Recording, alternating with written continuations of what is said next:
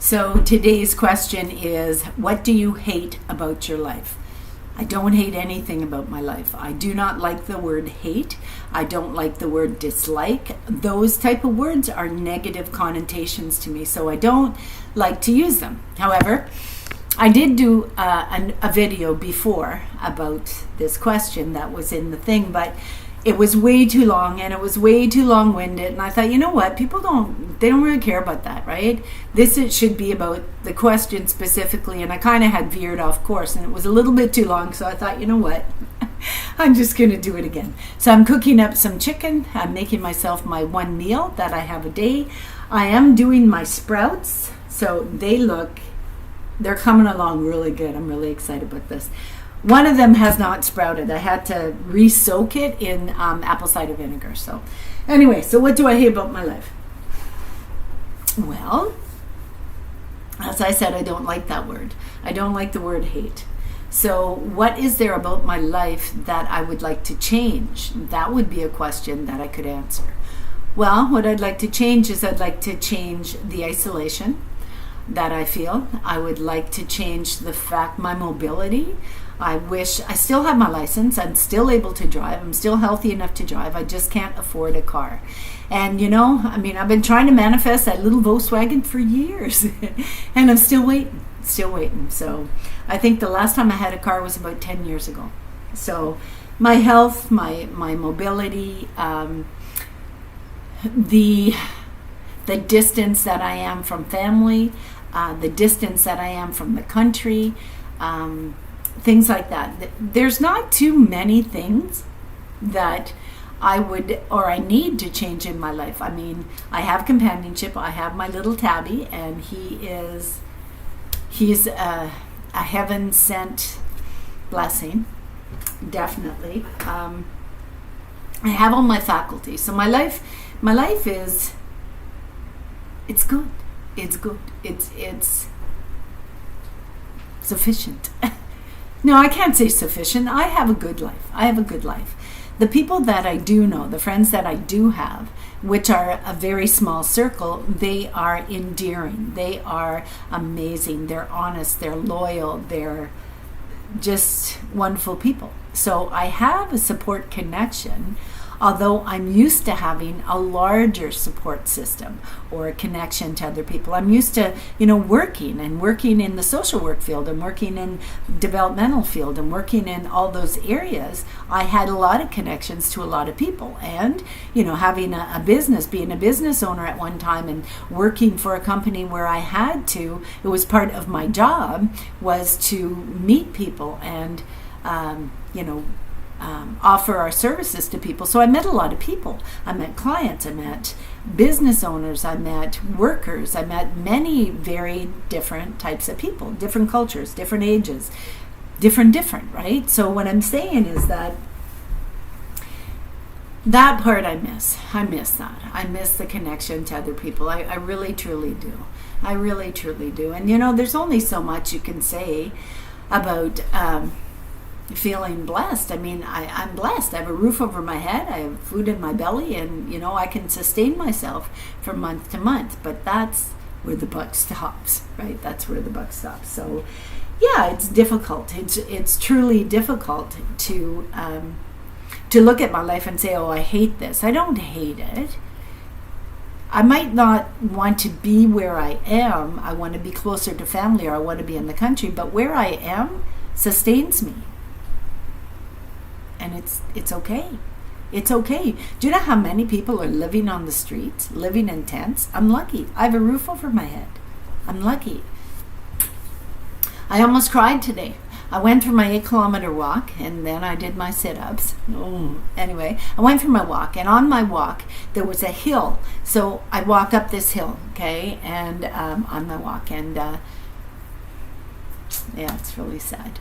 There was a young man, maybe the age of my son, and he was walking, pulling a cart, and it was a cart that they use on construction sites. It was, like to transport, like at if you go to Canadian Tire, and when they bring the products from the trucks into the building, they have those carts, and they're fairly large. I mean, it was about, I'd say it was about 3 foot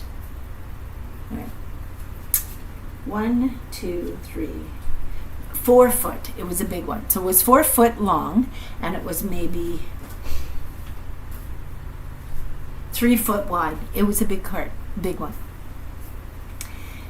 And it was loaded down to, it had sleeping bags, it had pots and pans, it had suitcases on it, it had pillows on it, had all, it looked like all this young man's belongings. I'm going to try to get through this without crying. So this is why I can't say I hate my life. And that's why I can't say I hate my circumstances. I can't, I won't, and I never will. Okay, never will. This young man was pulling this cart, loaded down, and on the back end of it was a bicycle. And the bicycle, on the bicycle, attached to the bicycle was one of those, you know, the carts that they take children in when they're riding their bikes, you know, those, they kind of pull along behind it. Now, I don't know if there was a pet in there. But he was a very thin young man, unkempt, unshaven, but beautiful eyes, big smile. I said, "Hi, how are you?" He said, "Oh, I'm so sorry. I was like, "Listen, don't worry about it. I have a stick. I have a walking stick. I'll walk around you. It's no big deal. You just do what you got to do."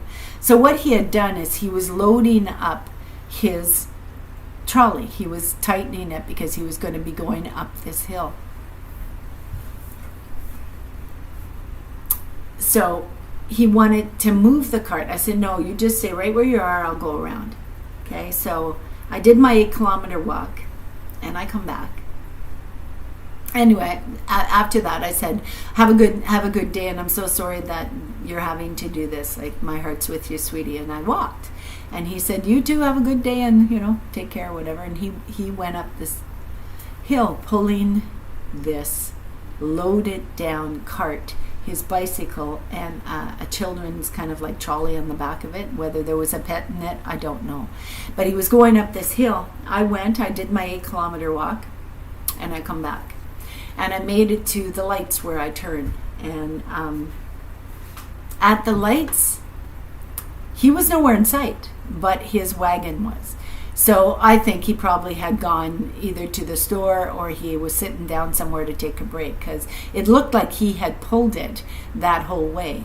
And I would think, because from the distance from where I met him to the distance where the light was, I would say that's about 2 kilometers. 2 kilometers. So this thin young man, okay, who obviously was struggling, pulled this laden down cart all the way to the lights and was nowhere to be seen. But it showed me that he pulled this heavy cart, loaded down, almost 2 kilometers, if more, because I don't know where he started from, right? So, like, you know, how can I complain? Why would I complain about what I have? I have a couch, I have a floor, I have a TV, I have hydro, I can go to the bathroom anytime I want. Well, if I have toilet paper. Anyway, I have all these things. I can take a shower at any point in time. I can take a hot bath. I can open my fridge and get fresh food out and cook it on a hot stove in the wintertime. That young man can't do it. So who the hell would I be to complain or to say I hate my life? Damn, I'm lucky I have one. The good Lord seen fit to leave me on this planet. I could have been dead I don't know how many times. And not just from my illnesses. I'm 63 years old. I've had a long, varied life. I've had a lot of instances in my life where I could have been left for dead. And I thrived. So it's tough. It's tough. And then, you know, I kind of, and I have a strong aversion to drugs. I do. I've known many people who have destroyed their life on it, and I have a very strong aversion to it. I also cannot stand cigarette smoke. And I've been I was a smoker. I was a heavy smoker. I smoked for two and a half packs every day for like over 40 years, you know? Like, you know what I'm saying? I could have killed myself. I mean, it basically was I mean, I was just biding my time smoking those cigarettes. So I hate it. And that young man was smoking cigarettes. I think he even bummed a light. And I was thinking, like, what are you doing? Why are you wasting your money on cigarettes? But then I remembered what it was like and why I smoked.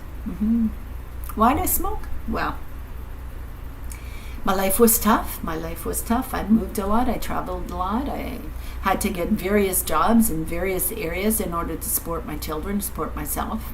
Yeah. So it was tough. And it was depressing. And it was frightening. It was scary. I don't know how many times I cried at a bus stop. Nobody there, way out in the boonies, waiting for a bus stop to pick me up from a midnight shift. Yeah. And then I see a car of people coming along that are perhaps drinking and screaming and shouting. And yeah, it's scary. Do you know how scared I was? How many times have I been scared? And you know what my outlet was? My outlet was those damn cigarettes. So I can't condemn somebody for having a cigarette. Can't do it. Sorry, can't do it. I don't like it. I hate it. I wish that young man didn't smoke. But who in the hell am I to say that he didn't have the right to take his depression or his frustration or his anxiety and have a cigarette? Who the hell am I? I'm nobody. I'm a 63-year-old woman who's had a hard life. I still have a hard life, but I'm thriving. I'm breathing. I can walk 8 kilometers. So no, I can't honestly say that I hate my life. And I can't say that I hate anything about my life, any aspect of my life, because the good Lord took care of me up to this point, and hopefully some more. You know what I'm saying? So yeah, I was feeling kind of like, when I was walking, and I was thinking about this because I wanted to redo the video, and I was thinking about it, and I was thinking about that young man, and I was thinking about the fact that how can I hate my life? How in the hell can I say that I'm not happy? What is wrong with me? And there's been a few instances where I say, damn it, I hate this city. I don't want to be in this city anymore. I'm sick of it. Yeah. And then I think about it and I think, this city provided me with sustenance for a long period of time. Friendship and support groups. So would I choose to live in a city? No. I'm a country girl. I want to get my hands dirty. I want my feet to be dirty. I want to be able to put my hands in the soil. I want to plant my own garden. I want to go for walks in the bush. Like when my kids were little, I used to park the car and take the kids through the bush and teach them about trees. Like, seriously, I did. And I taught them what they can eat and what they can't eat if they're ever lost in the bush. You know what I'm saying? So how can I be this type of person that hates what gave me protection, what gave me support? So no. So this question was a little off the wall, and I did delete the other video, and I'm okay with that. And I just wanted to say that there isn't anything about my life that I hate.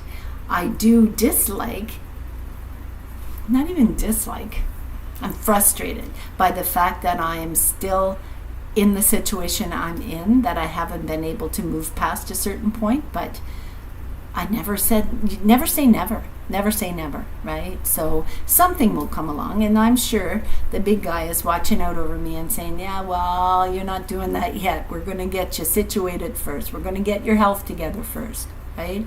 So I believe that there is a reason for everything in life. Everything that happens to us is a learning lesson.